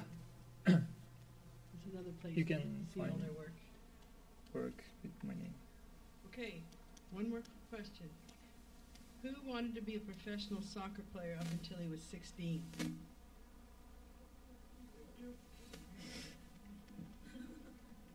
Yeah. I didn't do very well with that. Very different guys, I guess. You can tell that. Right? That's quite a change, though, I think, from being a soccer player to what you do now. Mm-hmm. Nice. Any more questions in the audience as they're working away? What is the hotkey to make the brush larger again? Someone's asking. It's the right square bracket, but I personally don't like using it because it's so far away from the bottom left corner of the keyboard where I spend most of my time. It's exactly the same as Photoshop, right? It's the left and right square brackets. You can also press S to bring up the brush size slider at your cursor, or hold the space bar down, which I do a lot of because I find the space bar gives me access to a lot of tools, and I threw most of these buttons out of my interface, out of my UI, because they're all in here. And I've been trying to get more and more used to using that because I think it's a little bit more effective for the way that I like to work. Do you guys want back to showing them both at the same time, or do you like this format for now?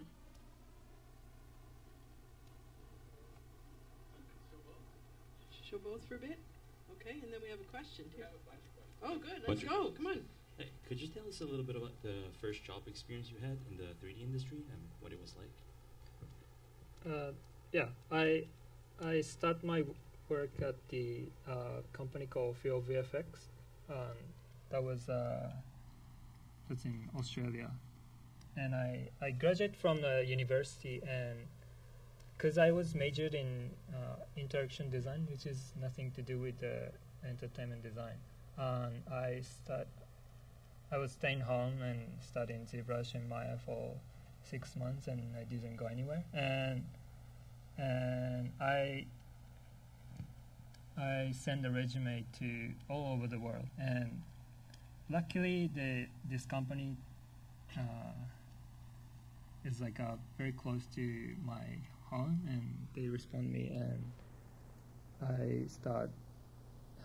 I model the assets for like McDonald's commercials and all that, and then the rest of the team is like working for like a cool project like Prometheus and Avengers, and then I was just looking at them, and I've been working on a lot of McDonald's things, and like, that was fun though.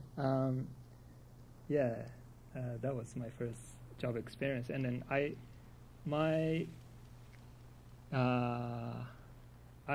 the contract was very short, like 2 months or 3 months or something, and then after that I moved to China for some reason. I mean, because of my some reason. I explained the reason. My friend who used to make a game in Japan, he asked me for doing the artwork in China. Then I never been there, and then I thought it's fun, so I've been there. I went there, and I heard the news about the field VFX is bankrupted after the Prometheus, and the company is acquired by the company called Animal Logic, I think. So I kind of felt like how fast and the industry goes, and like kind of felt it's like still like a lot of company and go down and up, and so, but still like the entertainment industry never goes away anyway, so it should be okay.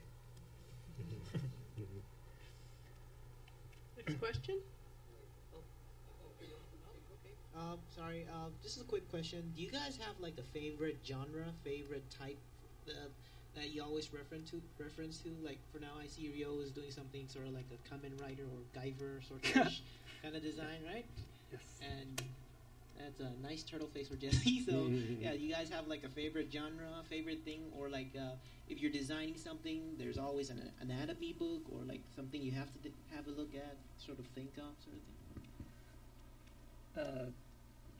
I'm definitely inspired by those like Japanese superhero stuff and anime things, and also I loved American comics and all that. I think I like the realistic ones, and inspired by those things. I personally have a tendency to be inspired by whatever video game I'm playing at the time, or whatever TV show I happen to be watching or something like that. Usually, it's whatever I happen to be doing at the time kind of stands out. A lot of the likenesses that I sculpt tend to be based on something that I'm watching at the time. I find that's where I find my inspiration from. But I also like kind of creating stuff in the sci-fi fantasy genre a lot. I really like, for a lot of my own personal work, the detective character that I showed a little earlier is mostly just stuff. He was mostly just inspired from. Actually, I think the biggest inspiration was a novel that I had read, but I can't remember specifically. But most of it's just like, whatever I happen to be doing at the time, or, again, that sort of sci-fi fantasy. But that's a lot of, that's a lot of what I watch too. So it's hard to unblur that line, I guess. I have a question from online, from Alexander. See if I get this right. From Star Wars 7, making of pics, we kind of know how dense on polygons a character should be. Considering that amount of geometry resolution, would you trust ZBrush for the task? I personally, and maybe Ryo feels differently, but I find ZBrush I use a lot as a mid-step. I would never consider anything I do in ZBrush final most of the time. There's a few cases where it gives me something that's good enough, and usually that's going to be where deformation isn't that important. Maybe a lot of that comes from my own personal interest and experience in animation as well, but I kind of have a bit of a, going through the process of rigging your own characters and making everything functional, you definitely gain an appreciation for for the issues that come from topology and the challenges that come from having good, making sure that you've got good topology for certain things, I would say in some cases you could even decimate geo and output it and get something that's going to be functional for production. But if you're dealing with a character or a creature, a lot of the time rigging is going to depend on those things deforming, and line flow serves deformation number one, right? It's all about the way things need to move. And if ZRemesher isn't giving you that result, which a lot of the time it isn't quite going to get you 100% of the way there, it's at least going to need to be modified.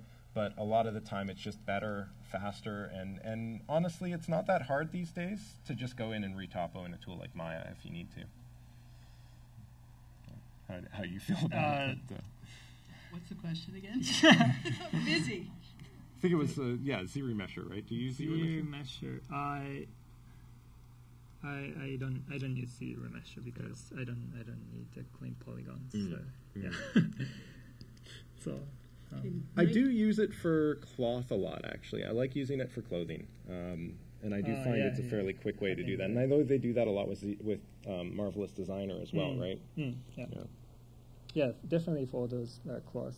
The flow of the polygon kind of matters. So yeah. Yeah. So 19 minutes. You have. Oh no. Yep. Did you guys take any drawing courses in post-secondary education? For like concept art? No, I'm just drawing, like sitting and drawing at home, or like drawing the people sitting in front of me on the subway and making them uncomfortable. I draw a lot, but I never take a class, anything. He's too busy yo-yoing.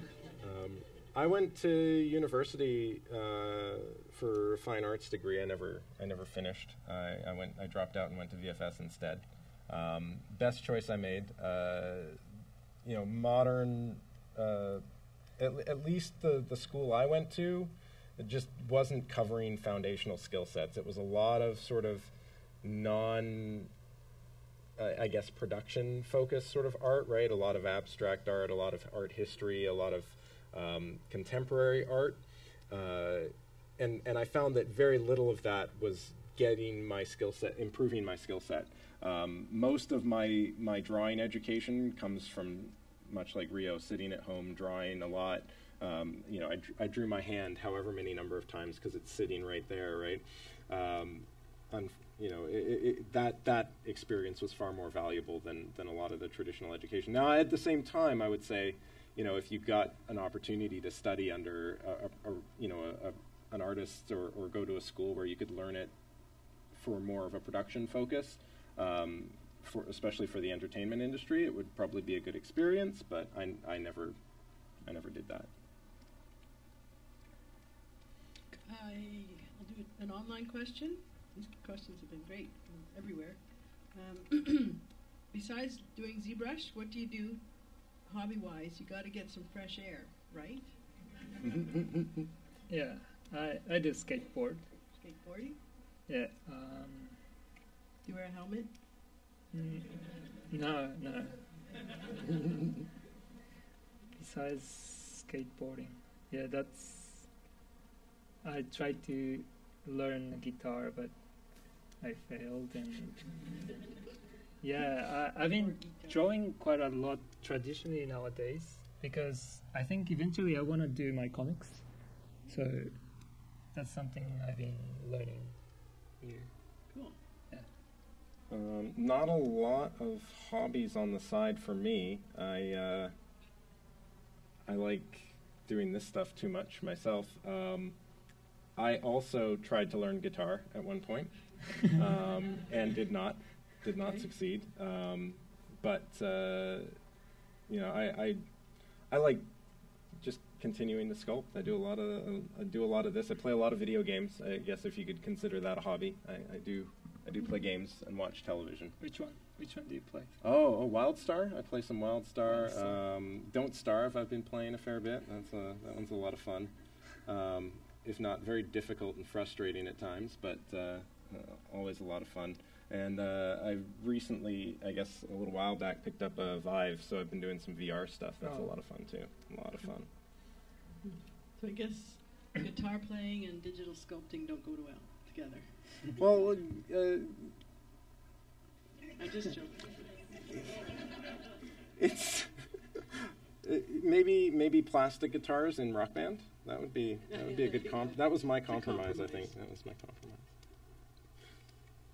So while they sort of focus in for a minute, because it's coming to the end in about 15 minutes, I want to thank the team that put this together, Devin and Megan and John and all the guys and Leslie, everybody. So thank you very much for everything you've done.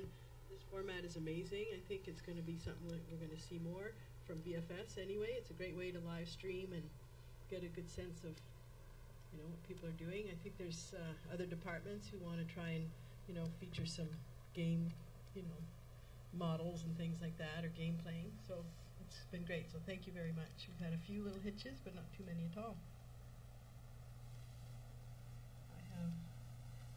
Back to Wacom and Annex Pro, so they provide us, obviously, with some of our equipment, but they do give discounts, you guys, so there's a piece of paper at the door if you want to buy one. You can buy it after you finish as well, and I think for alumni online, there's some codes, so we can get those to you. They rarely go on sale, so it's good to get $50 or $200 or $100 off, depending which one you get. So thank you, Jeff and Annex Pro and Wacom for that. We appreciate it. We do have some really nice prizes for our artists today, which I'll talk about a little later, so that will come up. I wonder if we should do the ZBrush license now. Does that make sense, Megan? Yeah? So for online, you guys are going to hear about it later. Okay? So we're just collecting all your comments, and you will win a ZBrush license, so thanks to Pixelogic for that. Okay, are you guys ready? It's a shout-out thing.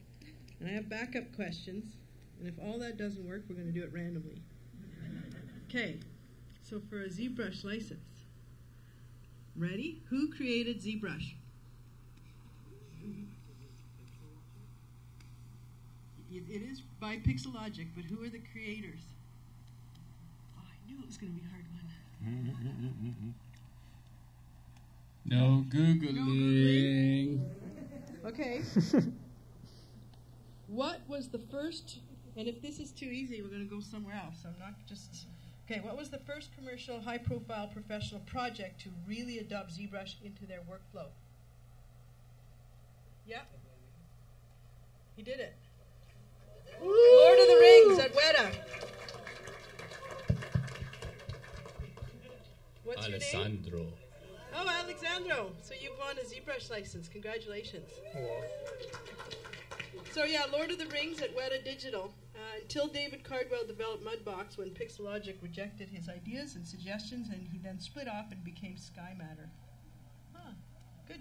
The guys who created it were, I don't know if I have the name backwards or you had it, Jesse, Ofer Alon, Ofer, who was known as the Pixelator, programmer of Sonic the Hedgehog, Sonic X Extreme, and Jack Remock. See, that was a hard one, wasn't it? So that was it. All right, well, that's cool. So more questions? Any in-house? I have some on here. So, yeah, go ahead. During my time at VFS, I've noticed that in my class and in general, there are two types of 3D artists. There are the type A, who are really technical and really good at what they do. And then I also feel like there's type B, who are really artistic and really creative. Who do you guys think are, which type of artist is more valuable in a production company? Definitely both, because I'm not really good at technology and stuff, and then I ask a lot of questions to those technical guy, and helps me a lot. Maybe I produce the artwork very quickly, but when it comes to the very high quality work and like rendering and everything, definitely like hopeless for that field, and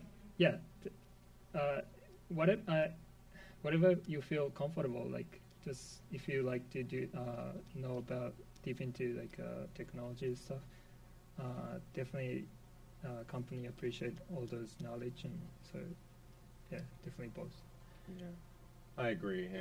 Both, they're both valuable. They're both important. You know, I can't hear enough about studios that need technical people a lot. You know, that really know their programming and their scripting and their tools and things like that. But you know, the artists make the art too, right? So there's always that balance, and I don't think that's going anywhere anytime soon either. I had Jesse on the ZBrush website, Pixelogic. You can get a free, not ZBrush, but what's the other one? The starter one? Sculptress, I believe is the. So if you want to dabble in something that's not quite ZBrush, they do have a free version And of that. I think they create those things called ZBrush Core. Yeah. Just launched. Should be coming soon. Yeah. I think they're gonna. Yeah, there's something new coming. ZBrush Core. That'll probably be showcased at the summit.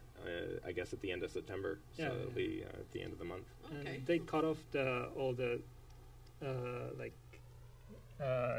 small features that nobody uses, and they only focus on like major tools, and I think it's a good starter kit for the beginners. Cool. Okay. I have a question online.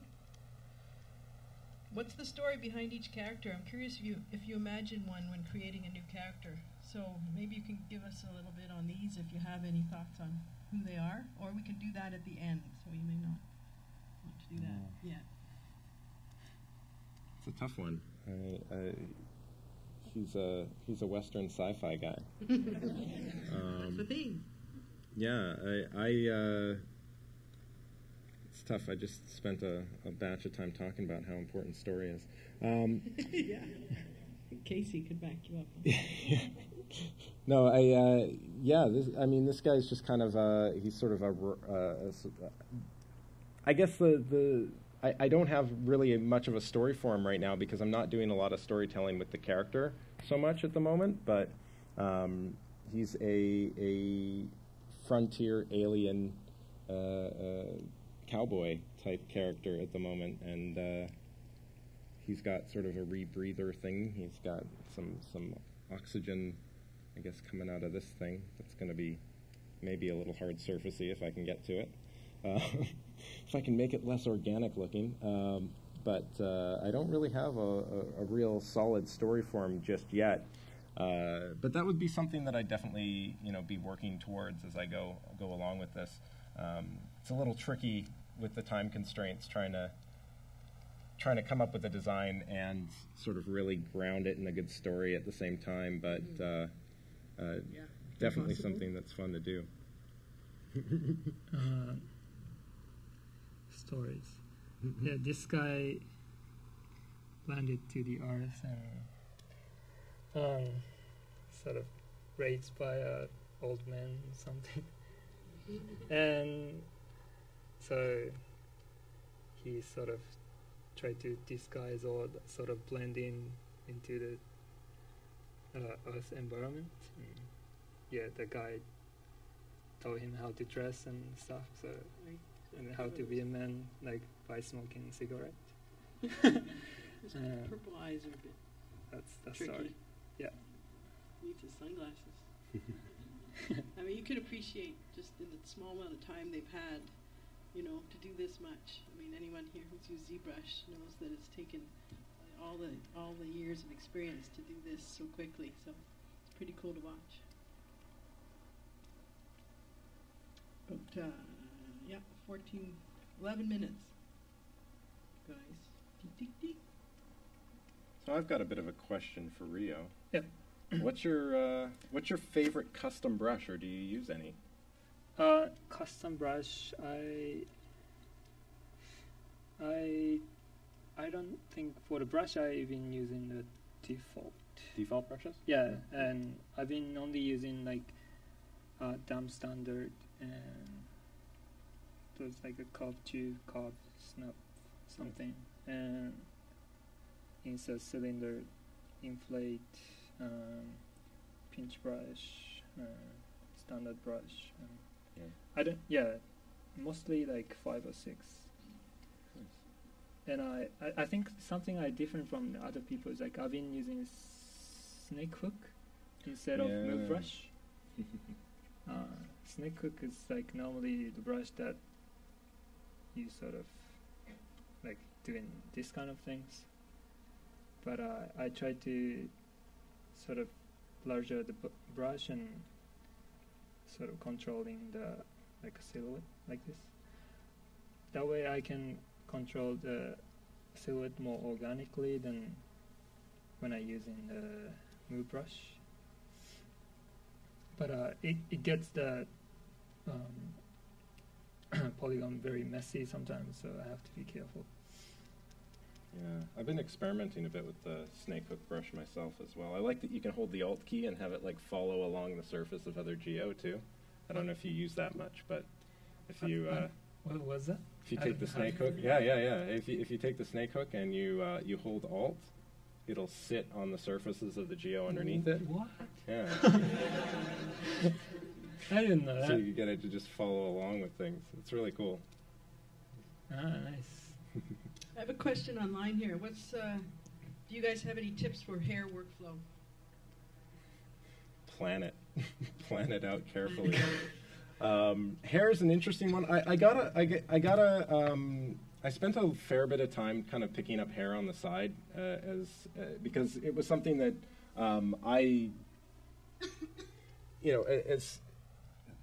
because I'm sort of more focused in modeling, I don't find it that... I found it very frustrating to work with when I first started using it, so I kind of avoided it at first in ZBrush.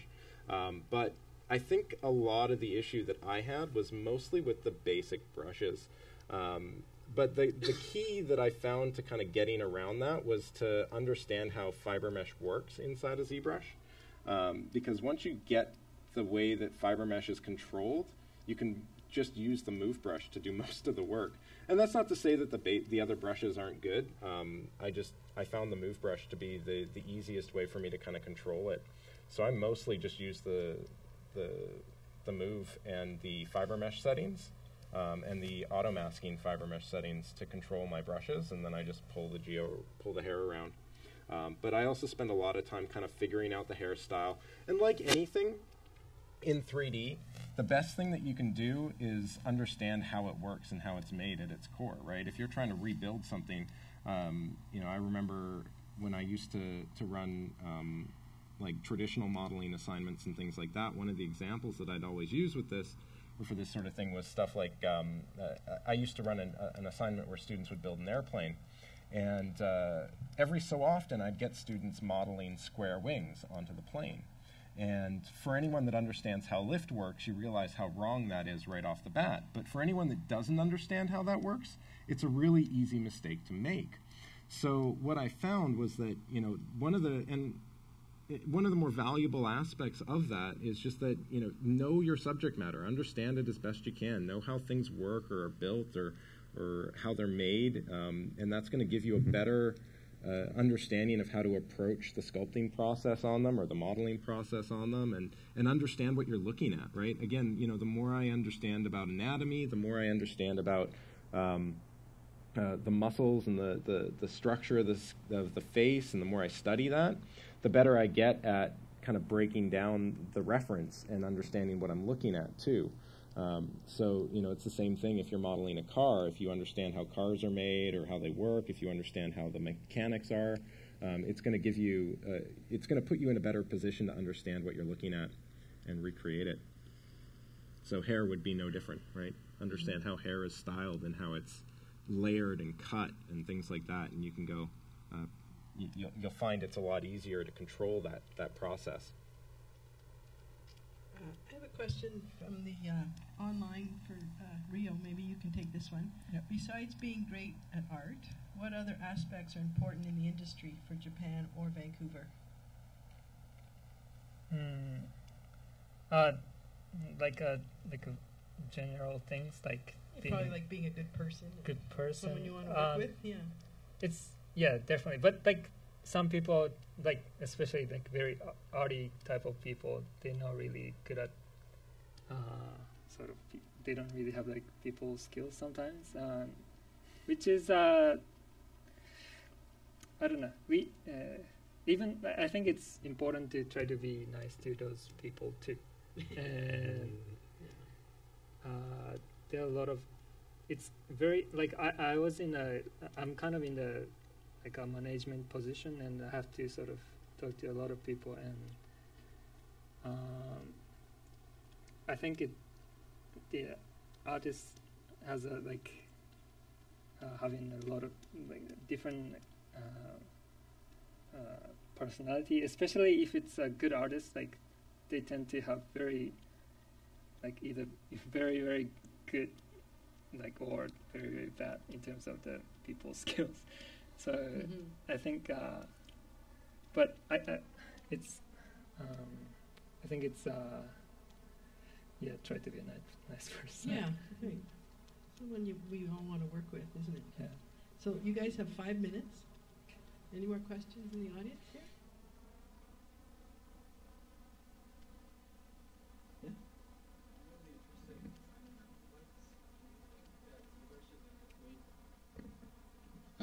Do you think that ZBrush is a good way to approach designing mountain bikes?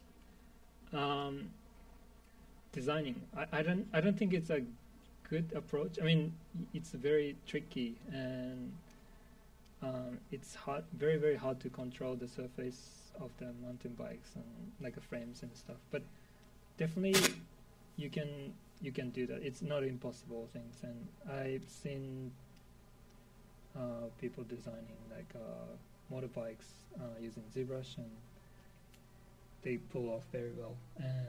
But if you don't know much about ZBrush, I don't recommend using for the designing. I think in Maya, it's even easier. Who's my guest blogger? Are they here? Mateus? Okay, good. There you are.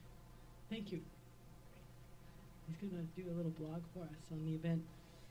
So remember to check out Modeling Cafe and Animation Cafe. That's what Ryo's works with and is a big part of. One day, hopefully, we'll get over there and do a ZBrush competition. Hey, Ryo? You Yes. a fan? Yeah. We'll go your way, well, except you're here now, but you know what I mean.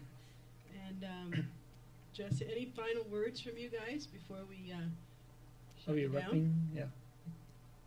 Go ahead. Oh, geez.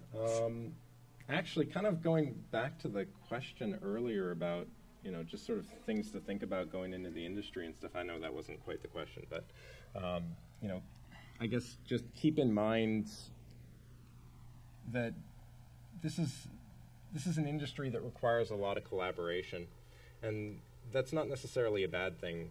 It can be a little frustrating as an artist sometimes to have to deal with the whims of others, but at the same time, it's a great opportunity for you to get better and build those skill sets, both in problem solving and understanding where you fit in a production pipeline and how that all works for you, because you want to constantly be thinking about ways where not only that you can optimize your own workflow, but you can make the way that you do your job can make the job better for others around you as well. And that rubs off on other people. That is going to have them remember you more. That's going to make you more valuable to the production pipeline, and better prepare you for what can come in those situations too. So, think about how you can provide better value and to the artists around you, and make that experience both for you and them better and cleaner and more efficient, right? One of the things that draws me so much to tools like ZBrush is that it's a great iterative tool, right? I can iterate, I can show a lot of variation, I can change stuff on the fly, and I can respond to a director, to a producer, to an art director, whoever's commenting on that work, far more effectively or far more quickly than I might if I had to go back and remodel, the basic topology on something from scratch, right? That's an advantage that I get both in the tool, but that's also something that you have to proactively think about as an artist. How can you make your job? How does your job make things easier for others, and how can you you better, provide that value-wise. And that's, a lot of that falls down to, pipeline and process and things like that too. But, you can be a part of that. You can be proactive in that process. Final words, Ryo.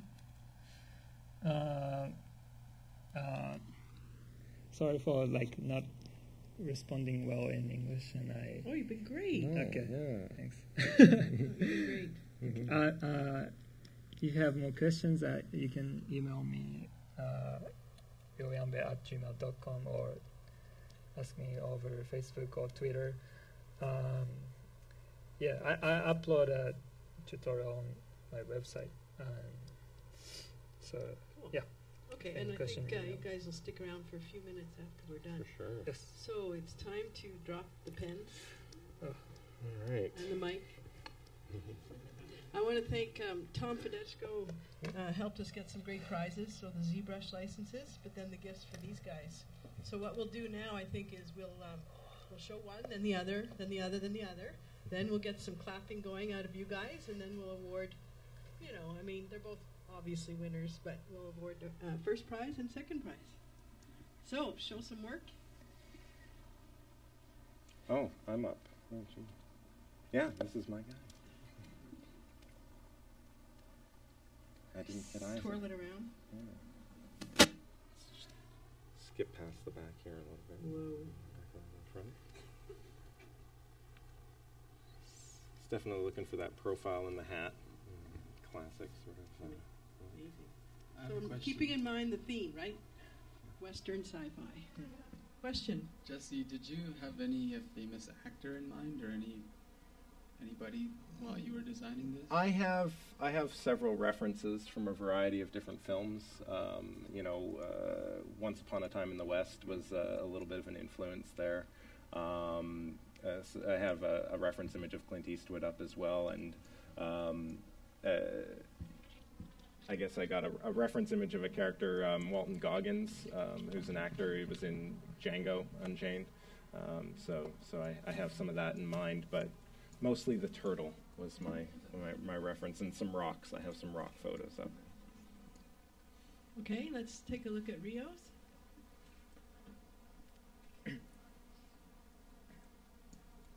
Whirl it around.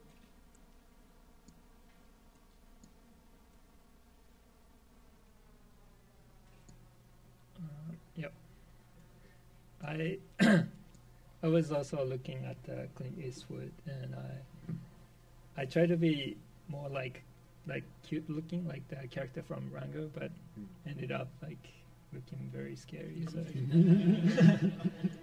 Pretty amazing. So first, a huge round of applause for both of them. Okay, unbelievable.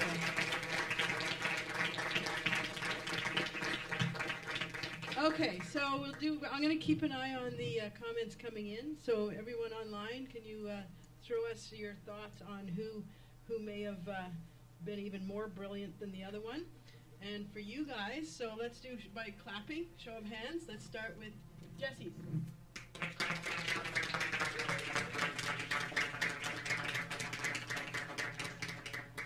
And Ryo.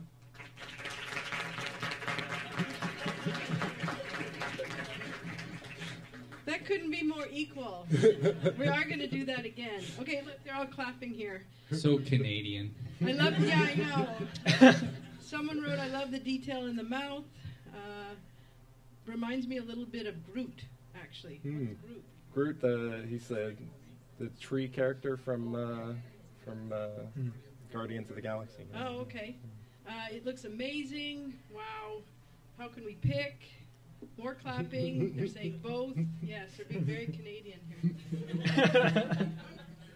Okay, let's try that again. Oh, no. Jesse.